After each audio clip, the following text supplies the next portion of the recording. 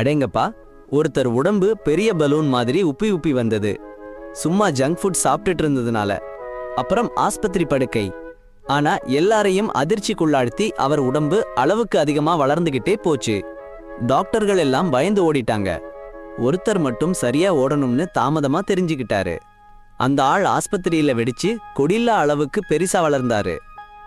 சாலையில நடந்தா பூமி நடுங்கியது. ஒரு பெரிய கட்டிடத்து முன்னாடி நின்னு உள்ள ஒரு அழகான பொண்ண பார்த்தாரு. அவங்க கத்துனாங்க. அவரோட ராட்சத கை அவங்க கிட்ட போச்சு. கிங்காங் மாதிரி பிடிச்சிடுவாருன்னு நினைச்சாங்க. ஆனா சர்ப்ரைஸ், அவங்க ட்ரேல இருந்த சின்ன சிக்கன் லெக் எடுத்து சாப்பிட்டாரு. சரியா இறங்கல. ஒரு பெரிய உப்பி. அப்புறம் வயிறு குலுங்க ஆரம்பிச்சது. வெடிக்க போறாருன்னு எல்லாருக்கும் தெரிஞ்சிச்சு. ஆனா சீக்கிரமா காத்து புயல் மாதிரி வீசியது. எல்லாத்தையும் தூக்கி சுழற்றியது. அப்போ ஒரு பாட்டாளி தீக்குச்சி எரிய வைக்க முயற்சி பண்ணாரு.